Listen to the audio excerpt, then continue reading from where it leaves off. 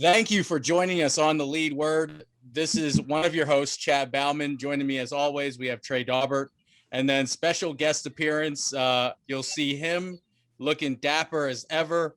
Bryan, the Tanimal himself, Tan. What's going on, guys? How are you guys doing?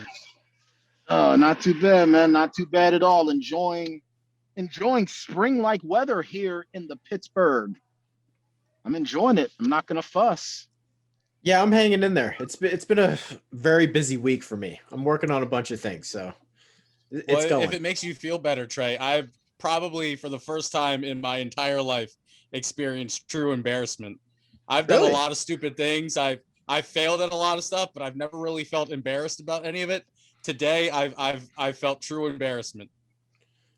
I Good might for have you you, man. beat though. I might have you beat. Probably not. I got called the wrong name twice today by people that I know. I got called Trent and I got called Trey, but spelled with an A, Tray. I was That's gonna that's say, not too bad. bro, as long as you're not getting called the wrong name by a person you have an intimate relations with, it's cool. That's not see that's bad, but it's not too bad. Like my mom calls me my brother's name sometimes. So I mean that's Man, sometimes it just happens. when you become a parent, you can only have one kid, and you'll call your kid by the wrong name. The Well, you only know which reason why kid is I can't call my kid by the wrong name is because my kid's named after me. yeah, it'd be hard to mess that one up. For me, it's you can always tell which kid is the parent's favorite, because that's the go-to name. That's always the one on their mind. It's true. It's true. But no, for me, it was true embarrassment. I've always prided myself on my leg strength. I've no matter how out of shape I got, I always had strong legs. I went to the gym today, could not get through leg day, and it was bad. I could only do one workout. I did squats, and then I just couldn't walk. I literally tried to do the other Wow. workouts on the list, and it was every time I would do it, my legs would just give out. I was like, "This is terrible." You're using the I was sheets, so Chad? embarrassed. Yeah, well, I'm using the sheet that you gave me in like 2013, but I did Man, the you better squats. I start went. getting. How do you not get through leg day? I I Leg told day you is it the was. I easiest lifting day. did No, I not for tell me. you it was bad? I told you. Well, you have a broken back. There's a little bit difference. Yeah. But did I tell you? I told you it was bad, Bryan. It was bad. That Most is bad. embarrassed.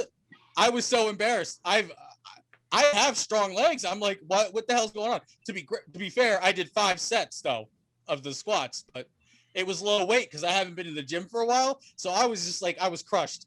My entire I don't even know who I am anymore. Like that's how If I bad were it is. you, I wouldn't have even brought this up.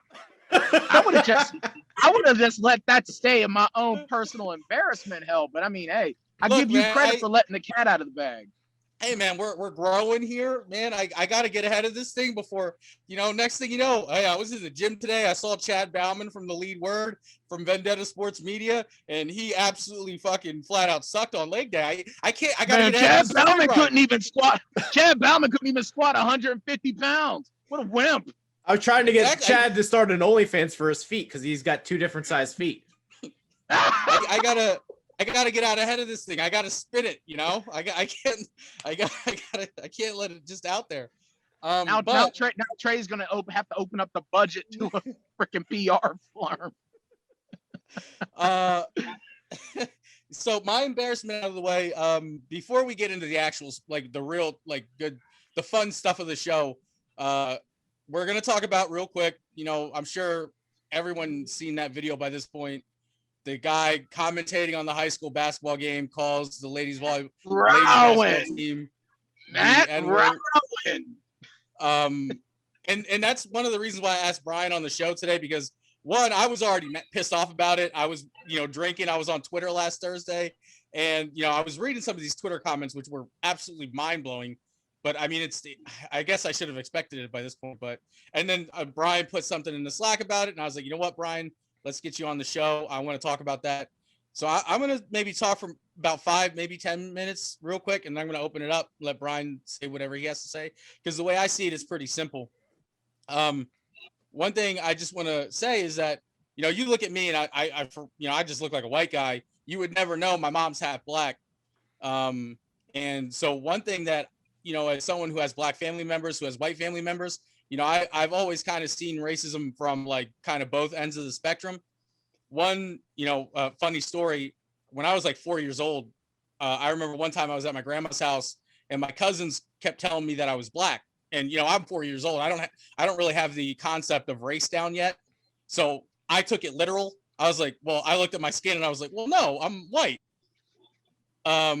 My grandma heard me say that, and I guess she didn't realize that I was only 4 years old, maybe. And she was like, well, you still would have been a slave. Trying to, tell me like, Damn. oh, you're yeah, that's one of the first memories I have of my grandma is her telling me that I would have been a slave.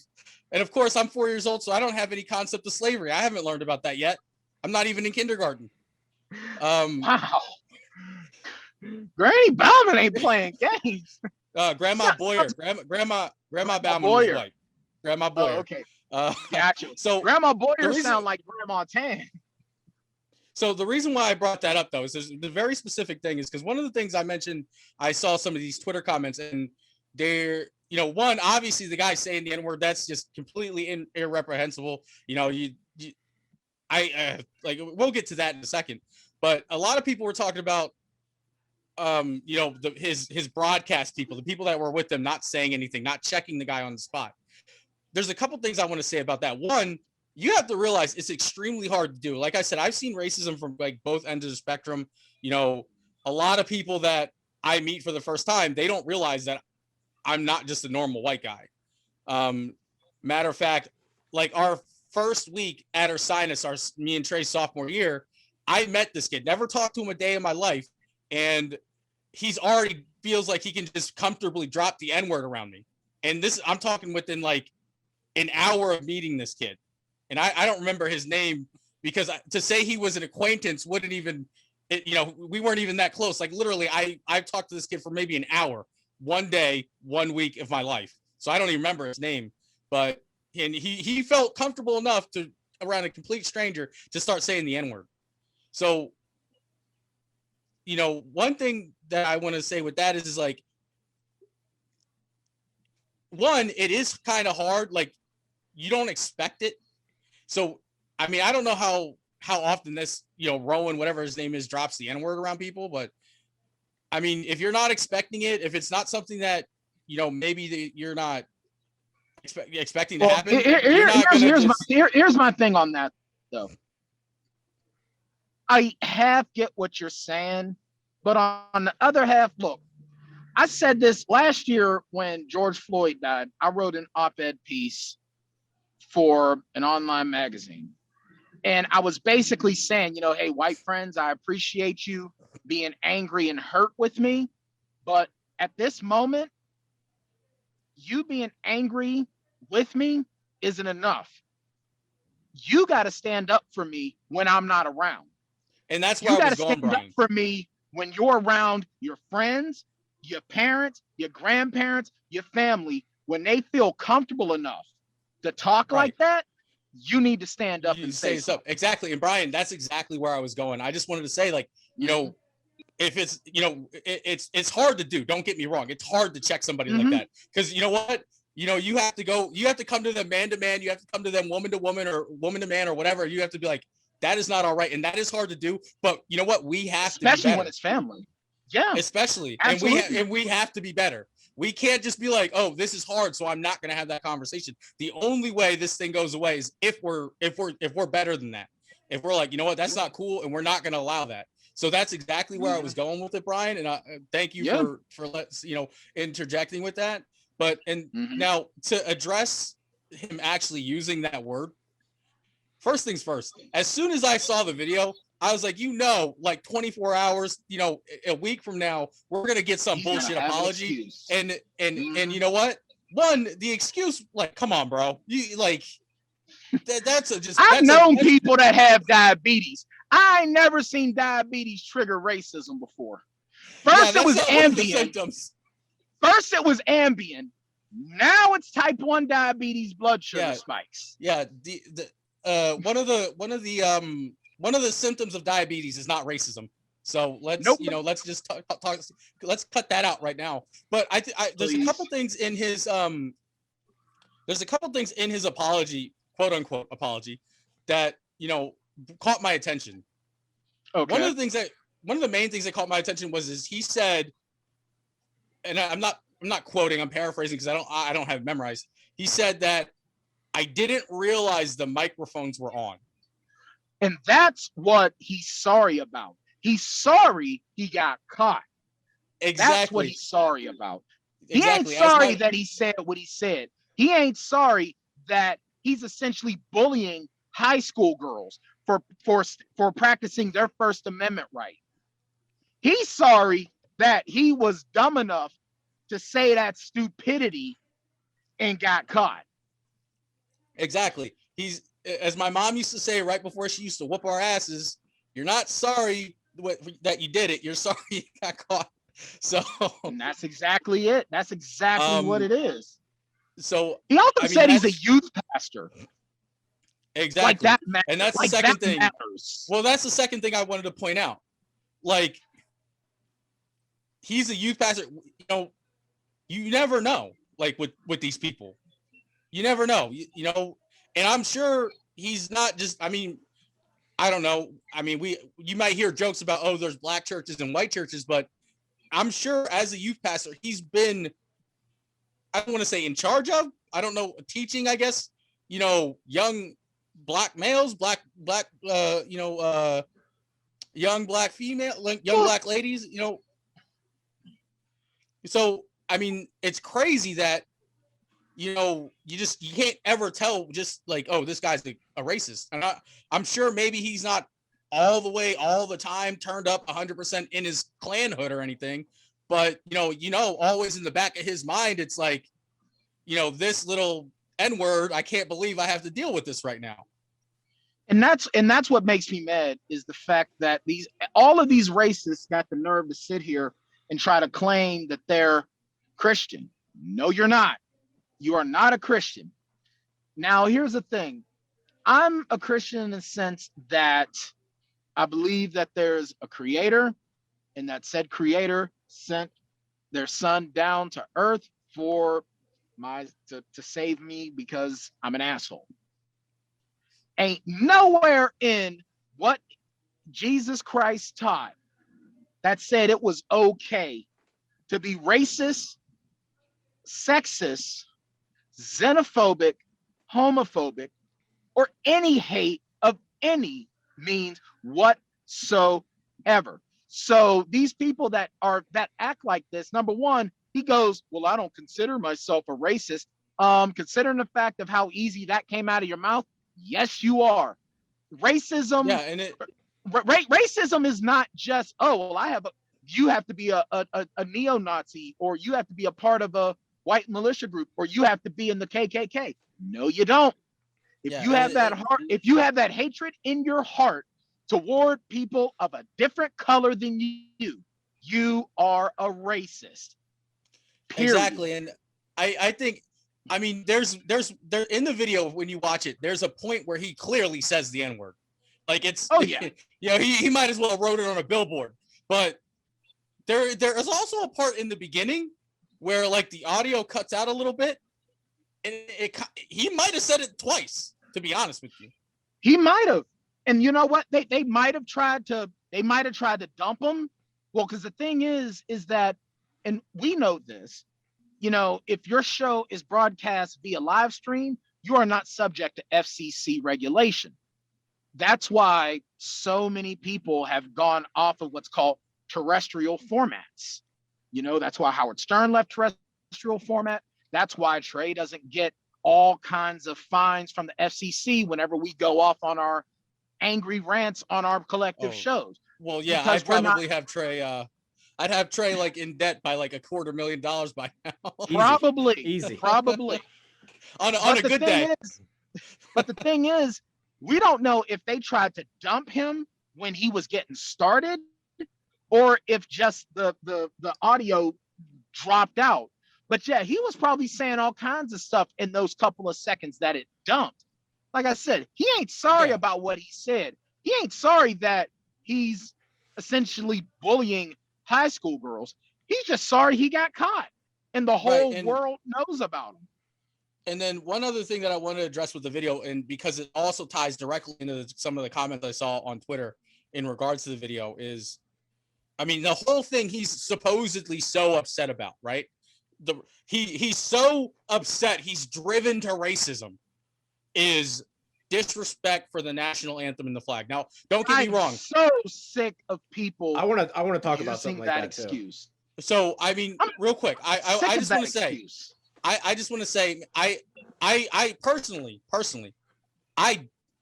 when it comes to the national anthem, I do think you should stand, but at the same time, if you don't stand, I don't care.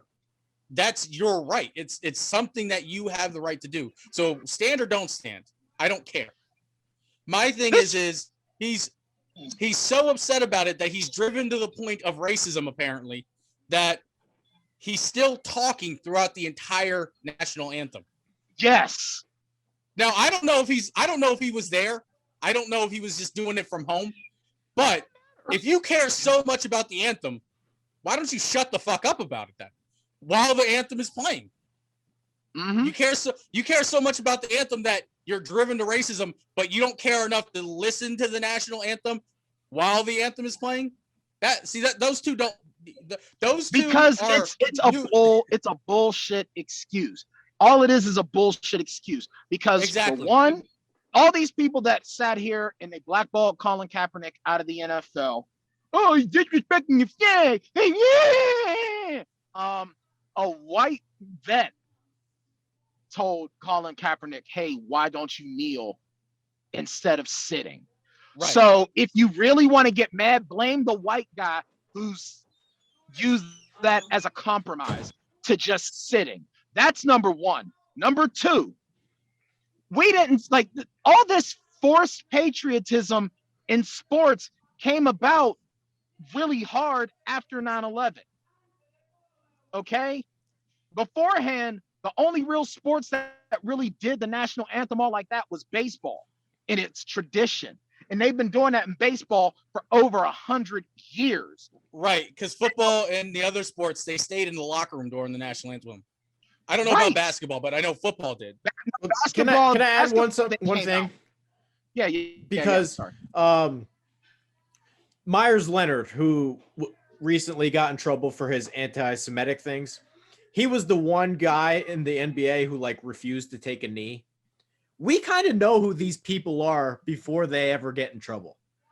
We knew Myers Leonard was that guy before he ever said anything. Yep. I wouldn't go that far. I wouldn't go that far because, like I said, I am by no means a racist.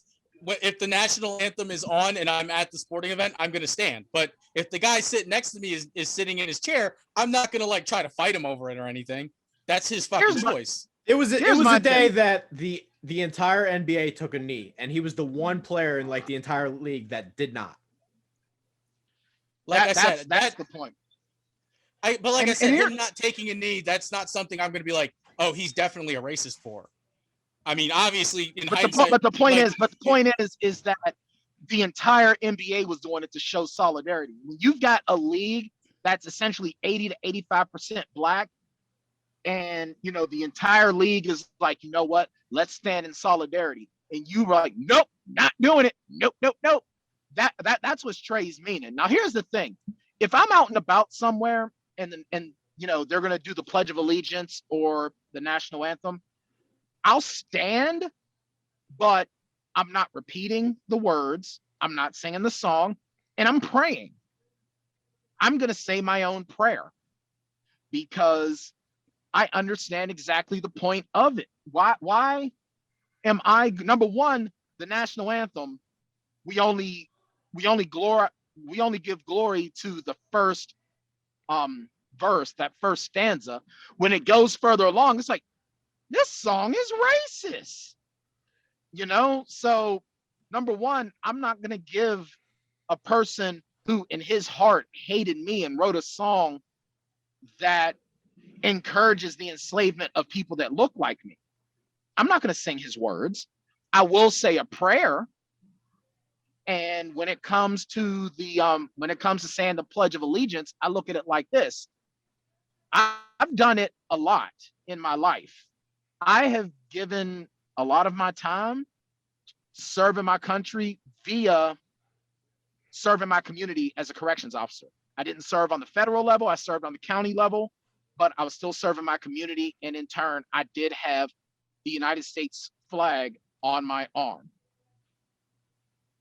But there have been many instances, even when I was serving my community as a corrections officer, that I was subject to the prejudices. No, that's true. And the systemic racism that goes on in this country in law enforcement and Yo, you're in right. healthcare. So You're I'll right. stand, but I won't sing the songs and I won't say the words. Well, so that's why, and I'm not going to go too much into this part of it, but I mean, that's something that I actually like to talk to my friends about a lot is, I have a lot of friends who are white and black, both service members. And I'll ask them, I'm like, how do you feel about it? Kneeling during the anthem.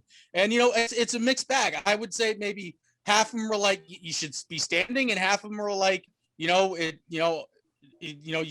you want to protest. So as someone who's never served their country, as someone who's never been in the military, but has a lot of family, I'm like, it's not really my decision here.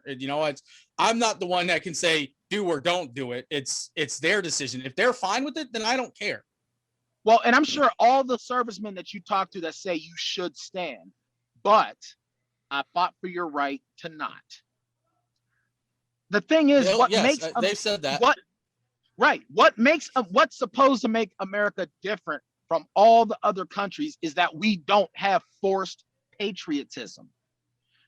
You can't force patriotism. You can't.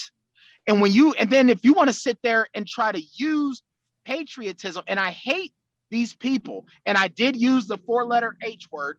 I hate the number 8, capital H, huge 8. Cannot stand these people that try to use patriotism as an excuse to be racist, sexist, homophobic, transphobic, or xenophobic. No, because you are now disparaging everything that this country stands for. Exactly. And Bryan, and we did kind of like digress a little bit from one of my original points here is based on those Twitter comments, exactly what you said, because a lot of the Twitter comments that I read had nothing to do with the fact that we're talking about like 14 to 18 year olds. Children. Yeah. We're talking about some of these girls are 14 years old, literally just left middle school. They're going to ignore that. He called them the N-word, and in these Twitter comments, not one mention of, he was. I mean, they didn't even glance at it. They didn't bother to preface and say, oh yeah, he was wrong, but which I mean, it would have been wrong either way, even if they had said that. But they didn't even preface it with that. They just dove into, and again, I'm paraphrasing. Oh, it's okay to disrespect the flag, but you can't say anything about it. I mean, you can, but you can't call people the N-word, you fucking moron. Here's the thing. All these people want to whine about, ew, cancel culture. It's not cancel culture, you dumb shit. It's called consequences for your fucking actions.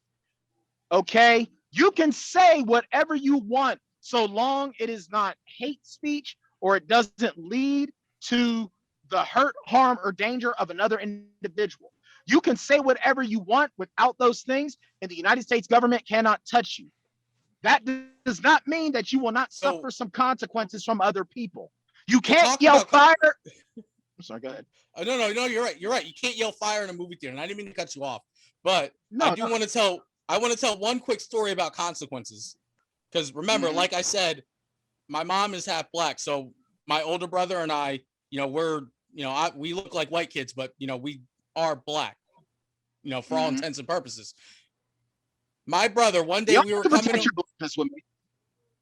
I've been doing it my whole life. My black friends say I'm too white. My white friends say I'm not black. So I've been in the middle. But if there ever is a race war, I'm incognito. I'm a double agent. I'm a double agent. You need new friends. Well, see, here's the thing. Before you go, because I have to get ready to step away in a few. But I'll say this: when it comes to that word, there was a time that I let people say that word around me because I thought I had to be accepted. And then the older I got, I started getting to a point where I didn't like anybody saying it to me. Not black, not white, nobody. I used to get more mad at black people for saying the word than white people, because I used to say, well, white people don't know any better. And then I couldn't cling to that because they're like, because folks do know better. So a lot of friends, they know what it means. They know what's wrong with it. Yeah, exactly. There's a lot of people that are friends of mine that I've checked them. And it's like, look, yeah, we joked around about this since we were kids, and I'm talking 20 years, but it's like, no, you're not talking to me like that no more. You're not. And if you do, the least of which that you need to worry about is our friendship being over, because I'm about ready to whoop your ass. And I actually had one friend like apologize. He goes, I'm sorry for ever saying it around you. I'm sorry for ever saying it. And the bottom line is that I don't care what you're feeling, what you're thinking about what someone does. If you feel that someone's doing something wrong, you calling them the N-word don't make your feelings right. Two wrongs don't make a right. Exactly. So, but I do want to tell this. Yourself. Exactly. And I want to tell this one quick story about consequences, because a lot of these people saying the N-word, they think, oh, well, whether you meant to say it, whether it was whatever or not, you still said it.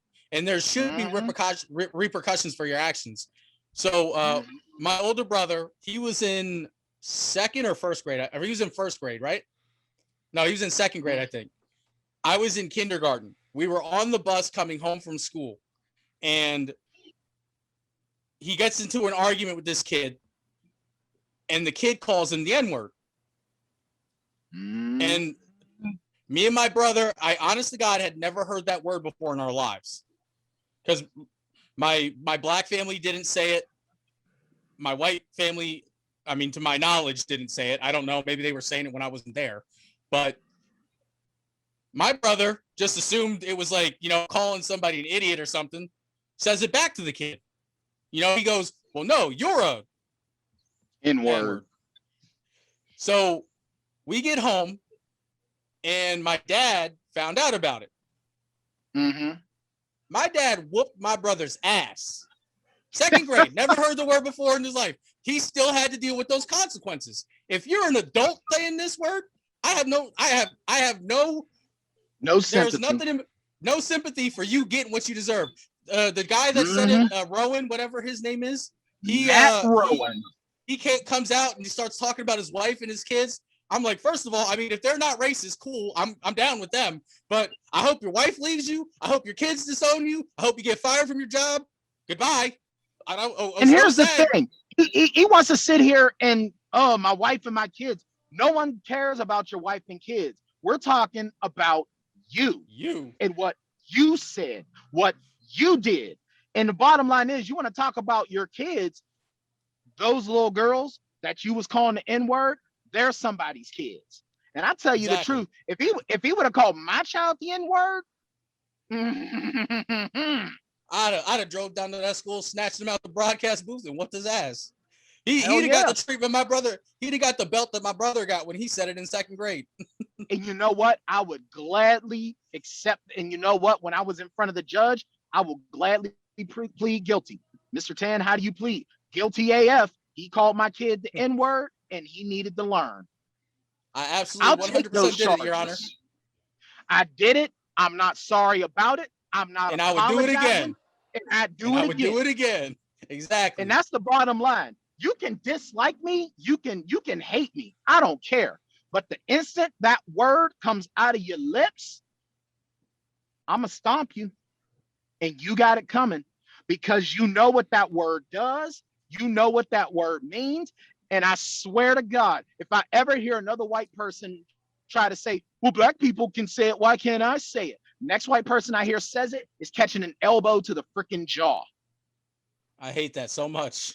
Like, there's levels to this. That is the worst argument ever. But that being said, I gotta jump out of here, but it's awesome. Right. And I know your time is tight, Hopefully Brian. we can hopefully I can come on again when we got more time to shoot the breeze on this type of Yeah, stuff. so next time you're on, hopefully we could do something, talk about something a little happier. But like I said, this is something that had to be said. We have a platform here, and I feel like we definitely need to use it to address things like this. So absolutely. You know what? Y'all need to make sure you send some positive juju to my sim jets over there on symbol.app/vendetta. Make sure when you go to symbol.app/vendetta, you put in our promo code vendetta to get an extra $10 to your very first deposit. My sim jets, I'm looking for them to make some splashes because I need some capital, y'all. What a company guy. And that's why he's an animal. He's always working. He's always on. Always on, never off. One of the things I'll talk to you. Go ahead, Brian. I'll just continue. No, I was just gonna say I'm gonna head out of here, but it's awesome talking to y'all. But y'all take care. Always on.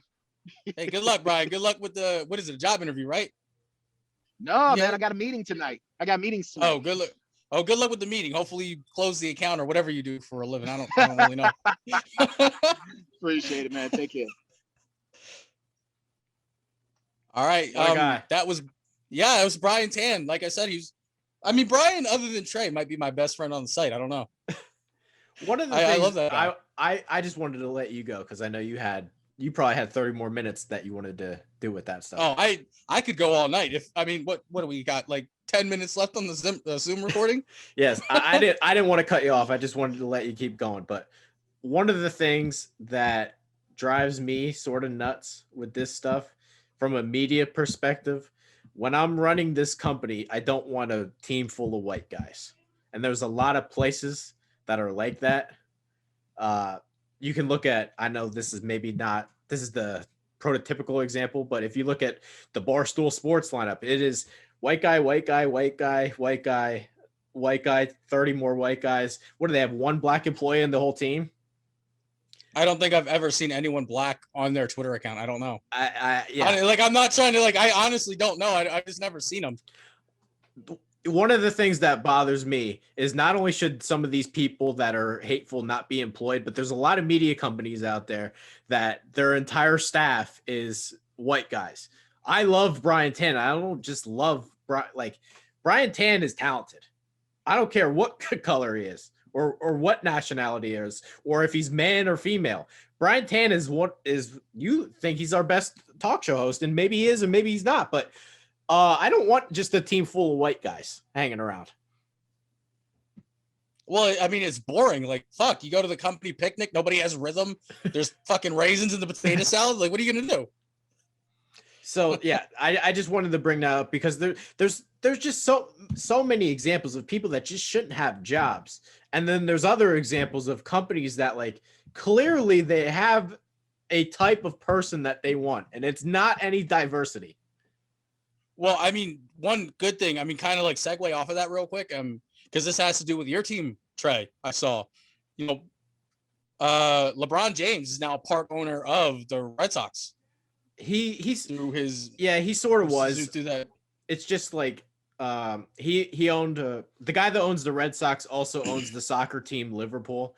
LeBron owned part of Liverpool, so now he's just moving into the Red Sox. So he kind of already was in, but now it's sort of official. Either way, whether it was unofficial, but now it's official. Being official is what counts. LeBron now has some say in the Red Sox organization. If he wants to, champion for, an African American, I don't know, what do they have? Coaches? They have managers in baseball? Yeah, the Red Sox manager is Puerto Rican. He's one of the few. That's what I'm saying is, as a person of color in their management group, LeBron has some say, and he could be like, you know what, let's get this, African American guy, let's get this, Dominican guy. The Red Sox this year, they also did hire the first female black coach. Right, and that's what I'm saying. Having more black owners, black people part of ownership groups like that. All that's going to do is it's going to drive up diversity, which is why I thought it was a good, based on what you were saying, it was kind of a good segue there. Yeah, always good to have Brian on. I know maybe we could do something more with him next week or whatever. Yeah, something not as heavy-hearted. So I still think it was a great discussion either way, but like I'm glad he was, here to talk that out. Now, I see we have like 3 minutes left. Do you want to cut it and start? Do you want to take a quick break and then we will dive into the free agency stuff? Yeah, that'll work. All right. Make sure to follow Chad, LILFWTED on Twitter. Bryan Tann, author. He joined the show. Make sure to follow him on Twitter. Tandemonium Sports Show. You can find him there. Myself, Trey Dalbert. Let's take a quick break. We'll be right back. Hey, you. Yeah, you. In case you hadn't heard, your favorite Renegade Sports Media Group has its own Patreon. Go to patreon.com/Vendetta Sports Media to support our efforts to continuously bring you sports, gaming, and other media coverage as only we can. We've got 4 different membership tiers. For $3 a month, we'll give you a simple thank you on our Patreon site. For $6 a month, you get a thank you and you get to become a recruit in Jackson Law's Vendetta University Gaming Series.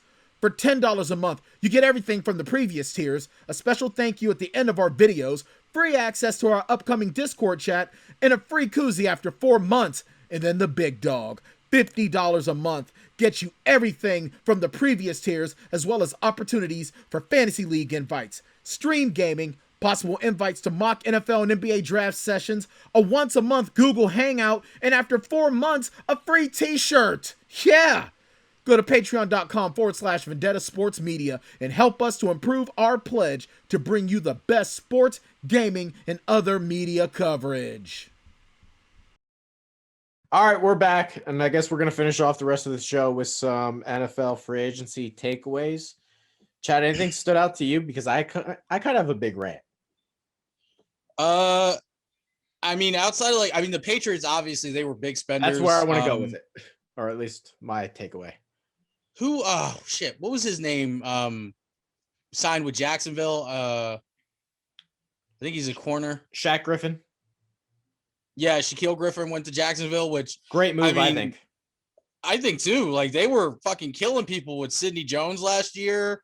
Who's the other? They had another corner that did pretty well. Well, they used to have Jalen Ramsey.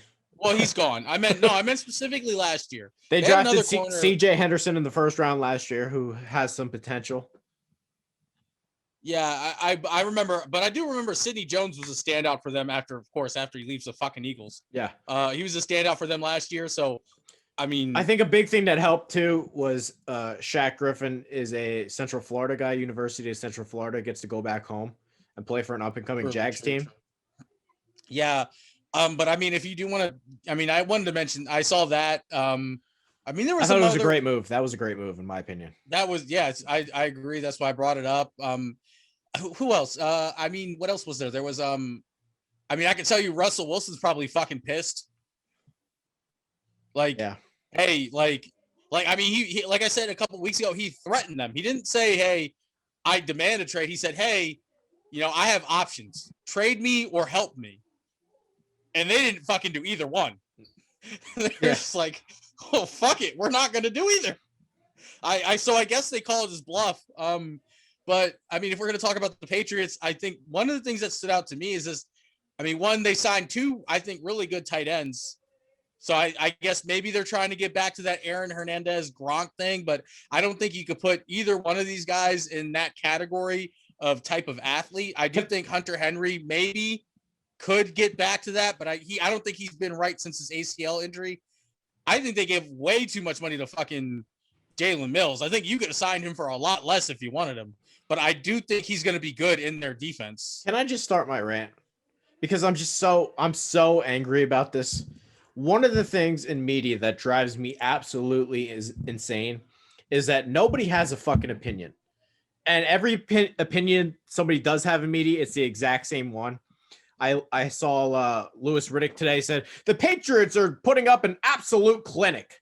And Colin Cowherd said, look at this. These are all Patriot type moves and that they're going to be back. It's all fucking bullshit. For 20 years, the Patriots sat in free agency and laughed at other teams overspending on their own free agents. We can name example after example after example. Nate Solder leaves to go to the Giants. They collect a 3rd round pick and laugh. They watch Dion Lewis get overpaid. They sit there and laugh. They watch Malcolm Butler get overpaid. They sit there and laugh. And they just collect these 3rd and 4th round comp picks. But the truth Butler's not even the best corner on his own team anymore. The truth of the matter is this is not Patriot moves. Who the fuck are we kidding here? This is nonsense. If the Jets did what the Patriots did this free agency period, they would be getting crushed. If any team made the moves that New England made this offseason, they would be getting crushed. Anybody. Well, the Jets did make these moves. They did it in like 2018. Yeah. And we know how that season turned out for them. This is absolutely incredible to me because you can only summarize these moves as one way. Bill Belichick sat there and he's depressed, miserable, and angry that Tom Brady won a Super Bowl because otherwise I don't think he does any of this. Well, you said these aren't Patriot moves. Can I say that can I say that the players that they signed are Patriot type players? No. They just gave them more money than they normally would have. Chad, how the hell is Nelson Aguilar a Patriot? I'm glad you asked, Trey. So when we talk about New England all the time, one of the things that New England, one of the things you could say they covet, they want more than anything else is they want versatility. That's why they took Wes Welker. That's why they had Julian Edelman, a guy who was a quarterback in college and then switched to wide receiver. That's why they had Christian, or was it Hogan? Chris Hogan. That's why they had him. He's a guy that, he didn't take a traditional route to the NFL, but I mean, he was a speedy white guy that could do multiple things for you. When you look at who they took, who they signed in free agency, right? Okay. And compare it to, what they've done in the past, right? You have Jalen Mills, who he can play corner to a certain extent. He's obviously not good enough to be on the outside, but maybe he can lock up for you in the slot. I think he had his best season of his career last year playing safety for the Eagles. I mean, I wouldn't justify giving him the money that he got, but I think he can play at safety and he can give you a little bit of something as a slot cover guy. Hunter Henry is another great receiving tight end. Jonnu Smith, another great receiving tight end, is something the Patriots have done in the past. They brought in guys who were great receiving tight ends and they worked the ball down the field with Gronk and Hernandez. Nelson Aguilar, I mean, he's another guy who's kind of got some versatility to him. He played running back before. He's a wide receiver. He can do some things in the slot. I mean, outside of 2017, last year was his best year of his career. Like I said, I think they way overpaid for these guys. I'm not giving any of them the kind of money that they got from Bill Belichick, but I do think you can call these Patriot moves. Absolutely not. I think these are guys the Patriots would have signed in the past. These are absolutely not Patriot moves. Chad, can we just say the fact of the matter? The only reason they are doing this is because they can't draft. That's just the bottom line. Draft. I agree. 20 years, this team had a good roster, and they never overpaid for anything. Ever. Right. Look, I'm not saying that the moves themselves are good. I'm not saying that. And I feel like that's what you're thinking that I'm saying. I'm not saying that these are good moves. I'm just saying when you look at these players, these are types of players that the Patriots have brought in the past, but they brought them in free agency. Yes, in free agency. No. What's his name? Chad, the safety. Chad, give me one tight end they've ever signed. Well, maybe I'm not saying that again. I'm not saying from a contract perspective. I'm saying the types of players that they brought in are the types of players that they would have brought in the past. They may not have signed tight ends in free agency ever, but they brought in big receiving targets before at the tight end position. They've done that. When you look at safeties, what's his name? I want to say it's Marvin Harrison. I know it's not. He used to play safety for the Patriots. When they went on their Super Bowl run in the early 2000s, he wore 37. He was part of the catch with Rodney Harrison. He's a guy that could do multiple things on defense. He's a safety that they brought in. Jalen Mills obviously isn't as good, but Jalen Mills, he can do multiple things on defense, and he's a safety that they brought in. This is a problem I have with it. We're gonna sit here and say, "Oh, Jalen Mills, Patriots, great." If the Jets signed him, nobody would care. I'm not saying it's great. Why do you think I'm saying it's great? I've said multiple times I do not think it's great. I'm just saying there's an archetype of players that the Patriots go after, and these are guys the Patriots normally go after. I think he's making shit up. I don't think he does know what he's doing. I think he's completely lost his mind. I don't think any of these guys are Patriots. Not one. I mean, he's like 70 years old. Maybe he's got like dementia or whatever. I don't know. Not one. But if you can't justify giving Nelson Aguilar what? He got $26 million? How can you justify that? I'm not justifying it. Why do you think I'm justifying it? I'm not justifying it. He's lost his mind. There's no way you can convince me Kendrick Bourne is worth that money. He's not even the third best receiver in San Francisco. But look, that's not what I'm saying. And again, I don't know I don't know, maybe I'm speaking a different language. You are. But because this isn't Patriot. None of this is Patriot. Dude, I'm not saying that it's like, oh, this is par for the course for them. What I'm saying is there is an archetype. When you look at the types of players that they just signed, there's an archetype of players that New England looks for, and these guys fall under it. No. Yes. You can 100% say that. It's 100% true. Nelson Aguilar is not like any receiver they've ever had. I mean, he's a small guy that goes in the slot. The only difference between Nelson Aguilar and all the other slot receivers that they brought in is Nelson Aguilar's black. That's really the only difference. He can't catch. He can't catch. He caught the ball last year. Historically, he can't catch. Historically, he can't catch. Okay. Historically, last year was historically. 2017 was historically. He has off years. I don't know what to tell you. He sometimes he does. Sometimes he wants to catch the ball. Other times he doesn't. But the point of the matter is they've taken chances on guys before. Like who? Ocho Cinco after he left Cincinnati. But that was for pennies. Right, but that's not what I'm not talking about the contracts. I'm talking specifically. We should be talking about the contracts. Well, I've already said the contracts suck, Trey. What more do you want from me? That's what the New England always has. We will only spend this much for this player, and we will not cross that threshold. It's bullshit.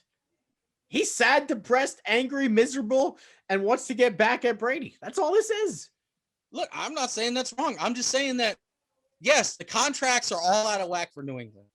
But if you look at the players, they're par for the course for what New England looks for in players. They look for players that people think suck or can fit multiple roles or are washed, but they see something that they think they can turn into something else. That's what New England does. Sure, the contracts suck, but I mean, the players themselves, they fit the New England mold. The bottom line is the New England Patriots drafted 2 tight ends in the 3rd round. Neither can play. Unfortunately, they just signed 2 tight ends, and those guys can play. Hunter Henry, I think, like I said, I don't think he's been the same since his knee injury, but I still think he has like some upside to him. Jonnu Smith is coming off a career year. We know he's Alex's favorite tight end. Yeah, Alex loves them.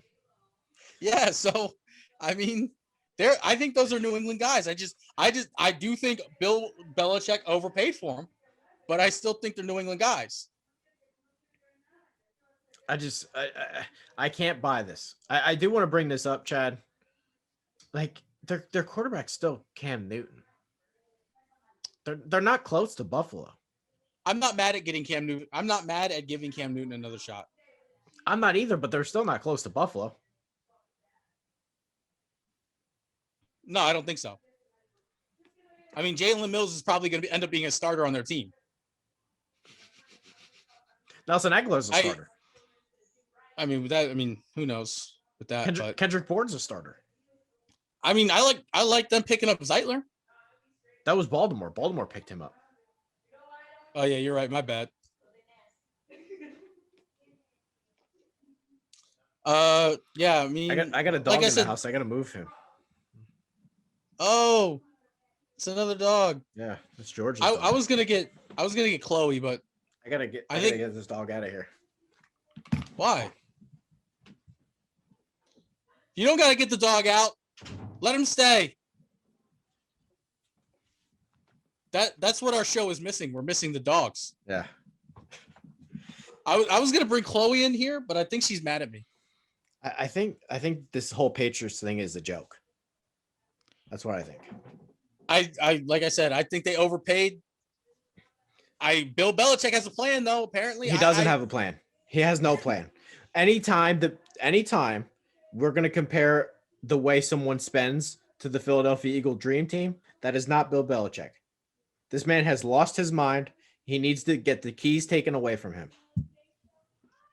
Hey, I'm not arguing that either. I'm just saying that the guy has won 6 Super Bowls. I think I'm going to give him the benefit of the doubt until it's on the field and it doesn't work out. It did last year. His team stinks. Well, I mean, they didn't have Jalen Mills, Hunter Henry, and Johnny Smith last year. So, oh boy, oh boy. We already know what's coming when they draft. They're going to screw the whole draft up. Yes, I would agree with that. Yes, they'll screw that draft up. Is the dog back? No, just people coming in and out. Oh, I was hoping the dog was back. Can I just name some signings that I like, and then we'll close it out, I guess. Yeah, we can talk about signings that you like. Who do you like that the Philadelphia Eagles signed?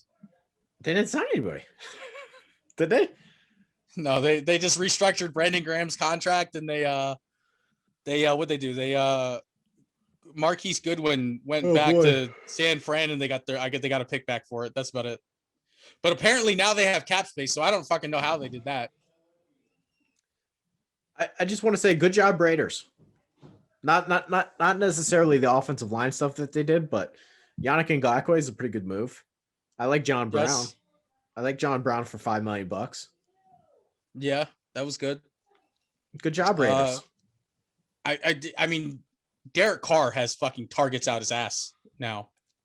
The only problem is they lost Rodney Hudson, and then they lost Trent Brown, and now they're going to lose Gabe Jackson. So, bit of a problem up front, but kind of like the free agent moves, though. Carr is scrappy. He'll be all right. I kind of like Arizona. They get Rodney Hudson. They get J.J. Watt. They sign A.J. Green. Yeah, I saw they signed AJ Green this morning. I like that more for AJ Green than I like it for fucking the Cardinals in general. Okay. Is that fair to say? I like for AJ Green. I just think, hey, you got Hopkins. If he's got anything left, he's gonna have one-on-ones. That's what I mean. Is it fair to say I like that move for AJ Green more than the Cardinals? Because like you said, I like it for the Cardinals. I mean, his entire time that he was in fucking Cincinnati, he had to be the guy. He got all the targets. He wasn't just the guy. He was getting doubled and tripled. Well, that's what I'm saying. Yeah. He had to be the guy. He had a shitty quarterback throwing him the ball, with the exception of Joe Burrow last year.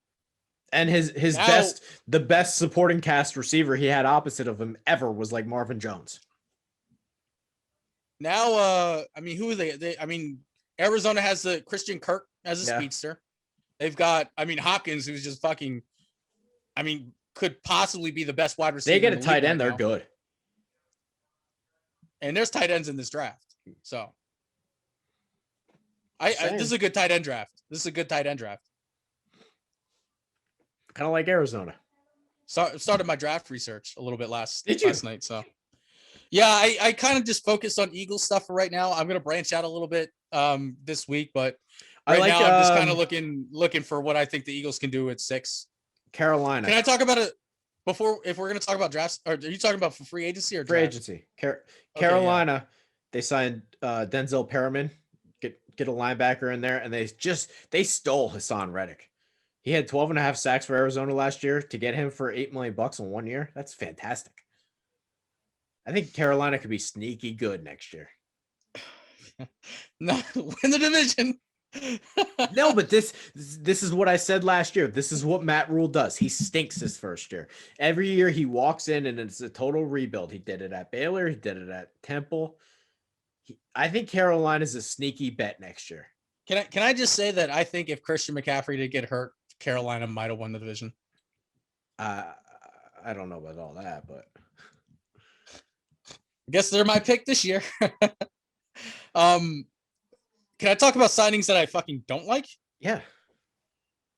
I mean, there's definitely, as far as I'm concerned, there's only really one that comes to mind. Everything New England did. Yeah, I won't say I don't like it. I don't think it's special though. Like I said, I think they overpaid for Jalen Mills. I don't mind them. They gave Matt Judon. I like Matt Judon. They gave Matt Judon a lot of money. They gave him like $60 million. Well, like I said, they definitely overpaid for guys, but I mean, they finally have another pass rusher to go with Dante Hightower, who took last year off. So yeah. I mean, as far as New England is concerned, again, I don't like the money they spent, but I mean, definitely on Jalen Mills. They gave Jalen Mills like an all-star contract, and he's definitely not like an all-star player. I do like them bringing in Hunter Henry and Jonnu Smith, though. I think those are going to be good guys for them. But go ahead. I'm done with this. I do want to say, if you're fucking Ryan Pace, how have you not been fired? Oh, nobody like knows as soon that as question. Nobody knows. I mean, like it's one thing that you're not fired after you draft Mitch fucking Trubisky with the 2nd overall pick, or was it the 3rd pick? I think it was the 3rd pick. No, because they traded back. They were number 2. It was the number 2 pick in the draft. They moved up from 3 to 2. Okay, whatever. Either way, I mean, after you draft Mitch Trubisky with the 2nd overall pick, like I don't know how you keep your job after that. But I mean, the minute that Ryan Pace walked into the fucking whatever Chicago's office building is and said, you know what, I'm thinking about bringing in Andy Dalton. like see, he should have been tackled by security immediately. I mean, like I don't. That's the thing, though, right? Like at this point, we're beating a dead horse. The guy should have been fired the second he drafted Trubisky. So the fact that he still has a job, I mean, what did you think he was gonna do? So now I mean, what? You have 3 fucking quarterbacks on the roster. And no, Trubisky's not on the roster. He's not on the roster. He's a free agent. He's a free agent. Oh, I thought he was still on the roster. So well, I mean, it's okay. Dalton and Foles now. I mean, to be honest with you, I don't think Dalton gives you anything that you don't already have with Foles. Yeah. You were better off bringing back Trubisky. At least the guy can run the ball a little bit. I've heard that take. I don't know if I agree with it. Well, no, I mean, I'm not saying he can throw the ball at all. I'm just saying, like, if you bring in Trubisky, you can like direct snap it. The point is, what's the point here? What are we accomplishing? This is why the Khalil Mack trade sucks so much. You can't give up 2 first-round picks for Mack when you don't have a quarterback. You just can't. And now you're too good on defense to where you won't be bad enough to get a quarterback. I mean, is it fair to say that maybe Ryan Pace starts doing the smart thing and tanks this out a little? Well, no. He should. You know what? He'd probably get fired. Oh, yeah. Actually, he probably has the most secure job in the NFL. If he didn't get fired after taking Mitch Trubisky, he could probably piss on the owner's fucking car and like still keep his job. I don't know. I don't get any of this. Do you want to do a little bit of? What's it called? Draft stuff. You actually have draft takeaways? I mean, like I said, so far all I have is like what I think the Eagles should do at 6. But okay, let's hear it. All right. I mean, I've been thinking about it, and the more I look at it, I mean, at this point, without an offensive line, and I don't think they're not going to be able to do enough to fix their offensive line problems. So without an offensive line, I don't think getting a wide receiver helps you so much. To the point where it's going to make a real difference. I think what you have to do this year is with that 6th pick, you have to target a cornerback. Okay. So if he's there, Surtain, whatever his name is, I mean, I think you have to definitely take a look at him. If he's not there, I mean, one thing that I might consider would be, and I don't know if they'll do this because I think Howie Roseman right now, he's in a position where he absolutely has to nail the number 6 pick or he's fucking gone. Are we sure? I don't see. I mean, I don't know, man. I don't think. I mean, apparently he's fucking Jeffrey Lurie's best friend. Yeah, exactly. And I mean, there was an article that came out in the Philadelphia Inquirer last week about how Jeffrey Lurie only listens to one person when it comes to football shit, and it's Howie Roseman. Right. He's not gonna get fired. Which is the problem, because Howie Roseman is the Eagles' problem. So he's the only one in the owner's ear. But I mean, I guess this draft will be really telling, because if Howie Roseman fucks it up and he keeps his job, then you might as well just fucking kiss the idea of him getting fired goodbye. That's what I told you. He's never gonna get fired. He's got a lifetime. He's got a lifetime contract. Well, I mean, if he doesn't get fired, that just means Jeffrey Lurie is asleep at the wheel, and he does not give a shit about the city of Philadelphia. But here's the thing. If the Eagles wanted to get cute, or if Surtain wasn't there, I would not be opposed to them trading back with the number 6 pick, and either in the beginning of the second round or at the end of the first round, taking Asante Samuel Jr. I like him as well. I like a lot of these corners in this draft. I really do. Well, so in my opinion, I think Asante Samuel Jr. is probably the second best corner in the draft right this year. Okay. I mean, that's my opinion. Why do you think that? I mean, he's smaller than everybody else. So, I mean, I feel like he's getting overlooked because he's smaller. But, dude, his dad was fucking little. Yeah, his dad was awesome. He's got all the speed in the world, and he plays the ball like his dad does. I just want to point out, I haven't gone full blown. I mean, I'm in the loop, but I'm not full blown. I think cornerback is the deepest position in this draft. There's about 8 corners I like, which never happens. I definitely agree. It's a deep ass corner draft, and so to your point, Samuel could be there in the second round, and I don't think that would ever happen, like any other year. Right. Like I said, I don't think. I mean, even if he's there in the second round, he's going to be there for the first 10 picks of the second round. He's gone after that. But I think there's a lot of corners. There's a lot of corners. I mean, you're right. I mean, like I said, on my board, I have him higher. I have him number 2. Surtain is 1. Asante Samuel Jr. is 2. The dude from Virginia, I have at 3. And I have to pull up my notes, but you're sleeping on my guy from Georgia, Eric Stokes. Stokes is good. 4.25, Chad. He's either.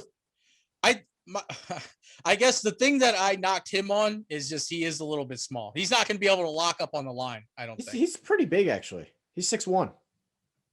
Yeah, he's 6'1", but he's like a slender 6'1". I think he's pretty big. Tall, but he played running back in high school. I don't think he's that thick. He's either my 4th or my 5th best. I don't know where I like both Georgia corners. I like both South Carolina corners. I like Samuel. It's a deep cornerback draft. Yeah, so I think that's where the Eagles have to go. They have Darius Slay on one side. That second corner spot is wide fucking open. There's nobody there. Avonte Maddox, I mean, he might be able to play in the slot, but he's obviously not an outside guy, I don't think. Right. It's so I mean, I think, and the problem too is their defensive coordinator, the guy that Sirianni brought over with him from the Colts. I mean, I don't really know much about his defensive play style yet, so I mean, I don't really know who's going to be the best fit as far as like scheme wise is concerned. But I do know that if Surtain is there at 6, I want him. I don't want any other pick but him.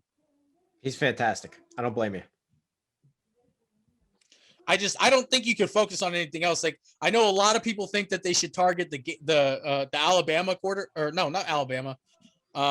The tight end from Florida State, number 84. Florida, Kyle Pitts. Yeah, Florida, not Florida State. You're right. I know a lot of people think that they should go after him at 6, but I love mean, him. you have Goddard. I think he's a good player. Don't get me wrong, but I mean, you have Goddard, and Goddard is a good player. And I mean, you don't need. I mean, we have, but I feel like he's going to get traded any day now. We have Zach Ertz, we have Goddard, and to be honest with you, between those two, it was like there wasn't enough targets to go around. So I don't think you need a second tight end that's going to be a fucking world beater when you already have a guy in Goddard who's very fucking good. So yeah, I don't want to take a tight end. Like, I love offensive picks, but I don't want to take an offensive pick when our offense needs to fucking build its offensive line first. I mean, I haven't looked at the offensive linemen yet, but I know this, to my understanding, this fucking draft class for offensive linemen is kind of not that great. I don't think it's bad. I think there's some players in there. I just don't think there's necessarily a home run Hall of Famer, but I think there's some good players. Well, that's my point. If I'm taking an offensive lineman in the top 10, yeah, I wasn't talking number 6. He better be the best fucking offensive lineman on the goddamn planet. Yeah. What else you got, Chad? I don't know. The only other thing I'd mention is I like the Browns signing of John Johnson.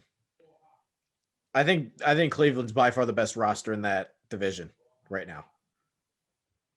Baltimore lost both of his pass rushers. Don't we say that every year? No, I'm really saying it this year. Baltimore got worse.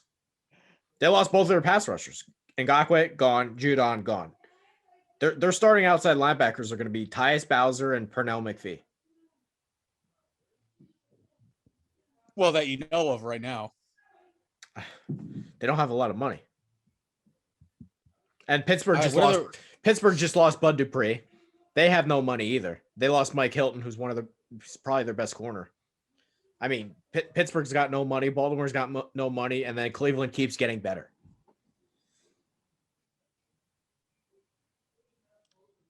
I agree. I think the Cleveland's roster is very good, but like their one weakness last year was, they don't quite have enough help on the back end. And I signed John Johnson, who's awesome, and now Grant Delpit comes back, who didn't play all last year. As much as I love him, Baker Mayfield he's a wild card, and I feel like the last place you want to. You're right, but their roster is the last place you want a wild much better. So much better. Last place you want a wild card is that fucking quarterback. So who knows how well that'll turn out. And Pittsburgh's going to lose Smith-Schuster too. Not saying he's a world beater, but it's something. Yeah. I'm not worried about them losing a wide receiver. How many fucking wide receivers have come and gone from Pittsburgh, and their wide receiving core stays great? Yeah, they'll be fine. It helps my Deontay Johnson fantasy thing next year. If he stays on the field. Yeah, how about it? All right. This is a long show. Trey, do you have anything else fantasy-wise? Let's wrap this up. No, let's wrap it up. All right, sounds good. Well, don't forget to give me a follow at Lil Footed. Trey, follow at Trey Daubert. Bryan Tann. Trey, what are his Twitter handles again? Bryan Tann, author, Tandemonium Sports Show, I think. Okay, Twitter. Don't forget to follow Bryan either. Because like I said, I mean, I love Bryan. I that guy Trey mentioned before I think Tandemonium's our best podcast. Before we go, make sure to watch that Some Cheese episode with Jeff Nadeau if you want to fill out your bracket. Yes, do that. He came with us. We got him on shows because he was on the show before, wasn't he? Yes. But so, I mean, what I'm trying to say is watch both of the shows he was on. That's what I'm trying to say. Yes. Because apparently there's some guy on Facebook that doesn't like him and messaged us. You love him. I don't even fucking remember that guy's name, but if you want to read my Chris Barr, if you want to read my article about it, if you want Chris Barr to come and fight me, tell him to pay for the Patreon. But like great segue. Check out our Patreon page. Give us money on Patreon and get some prizes back for it. If you're watching this video on YouTube, like and subscribe to the channel. Other than that, follow the site on Twitter, vendetta_media. And then like us on Facebook too. And then check out our Instagram. I keep forgetting that we have that. Yeah. Other than that, thanks for watching. We'll see you next week.